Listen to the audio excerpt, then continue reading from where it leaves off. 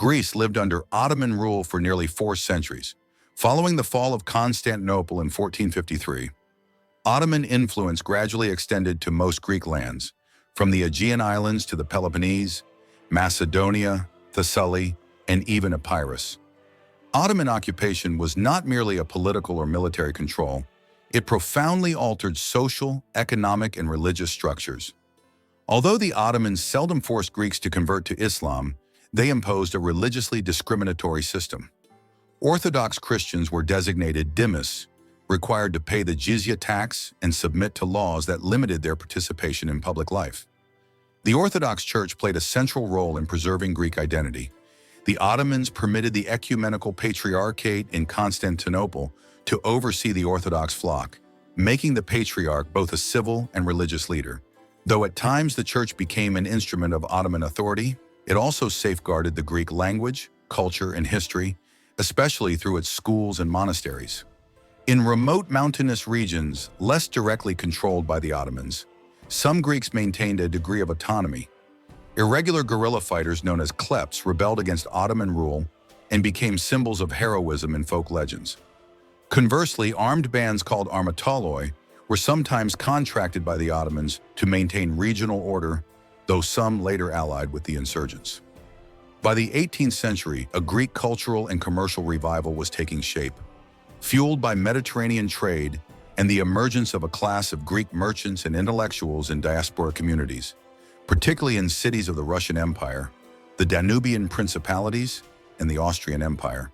These Greeks benefited from European economic policies, granting them certain privileges. They funded schools and printing presses and promoted enlightenment and liberal ideas. Books and articles advocating freedom, rights, and national identity began to circulate.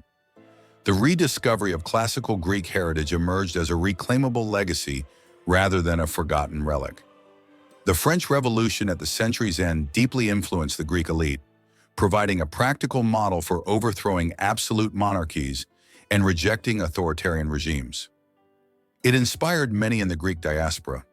As the 19th century began, the dream of Greek independence shifted from literary imagination and cultural slogans to concrete organization and planning. A central question consumed merchants, intellectuals, and military officers alike. When would the Greek nation regain its freedom and former glory? This lengthy and complex backdrop of Ottoman rule in Greece, with its oppressive political authority alongside enduring cultural continuity, became the fertile ground for the first seeds of the independence movement, which finally exploded in 1821. In the early 19th century, the initial stirrings of the Greek Revolution took on a more organized and realistic form, especially among Greek communities in Eastern Europe and the Russian Empire. In 1814, in Odessa, then part of the Russian Empire on the Black Sea, a secret society called Philokiateria, Friendly Society or Society of Friends, was founded.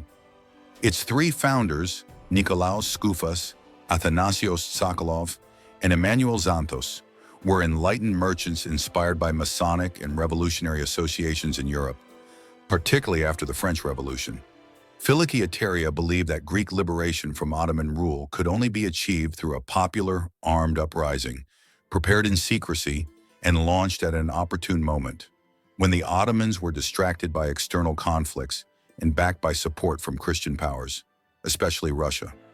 The society attracted an increasing number of officers, clergy, intellectuals, merchants, peasants, and village elders from both within Greece and abroad. It adopted a strict hierarchical structure. Most members knew very little about its true organization, which helped it expand while avoiding detection by Ottoman authorities. In 1820, the society took a decisive step by offering the leadership of the movement to Prince Alexander Ypsilantis, a Greek officer in the Russian army with close ties to the imperial military and a former aide to Tsar Alexander I. Ypsilantis accepted the mission with strong nationalist fervor and announced plans to ignite the revolution, assuming that Russia would support him once proceedings began. In February 1821, he crossed the Prut River into the Danubian principalities, Moldavia and Wallachia, nominally under Ottoman suzerainty, raising the standard of revolt and calling on local Orthodox Christians to join him. However, this adventure quickly faltered. Russia showed no inclination to intervene, and Ypsilantis' forces were met with fierce Ottoman resistance. He was defeated and forced to flee, leaving behind a miscalculated beginning for the revolution. Yet the failure did not extinguish the revolutionary flame, which was already smoldering in the southern regions. On March 25, 1821, the Greek War of Independence erupted in the Peloponnese, led by local leaders, including clergy and captains, former guerrilla chiefs, notably Theodoros Kolokotronis, a key military figure in the uprising. News spread rapidly among villages and towns as rebels attacked Ottoman garrisons and seized strategic locations, such as Kalamata. Simultaneously in Constantinople, the Ottoman Sultan ordered the execution of Patriarch Gregory V, sparking outrage among the Orthodox Greeks and heightening their religious motivation alongside the growing nationalist sentiment. The rebellion soon spread to regions like Phocis, Thessaly, and several Aegean islands, including Chios, Spetses, and Hydra. From the start, it faced significant challenges: lack of coordination among factions and brutal Ottoman reprisals. Nonetheless, the initial surge was strong enough to establish a new reality. For the first time in centuries, Greeks gained effective control over large territories. They later formed a provisional government and national assembly to coordinate the revolt. This marked the transition to a new phase of conflict, not only against Ottoman forces, but also within their own leadership. By 1824, the Greek Revolution had entered a critical stage. Ottoman forces began regaining momentum, exploiting divisions among the revolutionaries. Internal disputes over power led to a minor civil war between factions in 1823 to 1824, draining morale and disrupting political and military organization. In this turbulent context, Sultan Mahmud II called upon a potent ally in the region, Muhammad Ali Pasha, the autonomous governor of Egypt, who had built a modern army and a significant navy through reform efforts. The Sultan offered Muhammad Ali control of Crete and the Peloponnese in exchange for deploying his troops to suppress the Greek revolt. Muhammad Ali accepted and dispatched a formidable army led by his son, Ibrahim Pasha, trained in European style and supported by a modern fleet. Arriving in southern Greece in early 1825, Ibrahim launched a harsh and organized campaign to reclaim rebel-held territories. His strategy focused on destroying villages and crops, deporting populations, and forcibly capturing cities, resulting in a severe humanitarian catastrophe and instilling terror in civilians. Ibrahim's brutality and refusal to negotiate made him a devastating force against the limited capabilities of the revolutionaries. Kolokotronis and other Greek leaders struggled to resist Ibrahim's advance, particularly after losing control over vital areas of the Peloponnese. The revolution seemed on the brink of total collapse, had it not been for rising sympathy in Western Europe. European newspapers closely followed the conflict, and the movement of Philhellenism, love of Greece, attracted writers, artists, and volunteers who viewed the Greek struggle as a noble quest to liberate the cradle of Western civilization. Among the most famous was the British poet Lord Byron, who joined the Greeks and died in Missolonghi in 1824, becoming a tragic icon of the cause. As European public sentiment intensified, the great powers felt domestic and international pressure to intervene, each driven by their own interests and cultural religious considerations. Russia saw itself as protector of Orthodox Christians in the East. Britain feared an Ottoman collapse would upset the Mediterranean balance, and France aimed to expand influence in the region and strengthen ties with Egypt.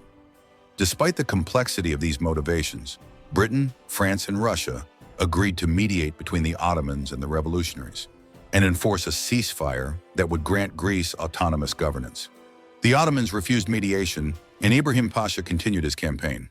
Consequently, on October 20th, 1827, the British, French, and Russian fleets met near Navarino in the southwestern Peloponnese to confront the Ottoman Egyptian fleet. Ostensibly there to enforce a ceasefire, the mission escalated into a decisive naval battle. The European allies obliterated the Ottoman Egyptian fleet, marking a turning point in the war. Navarino's outcome shattered Ottoman Egyptian naval power, while Ibrahim Pasha, diplomatically isolated and pressured, could no longer sustain his military campaign.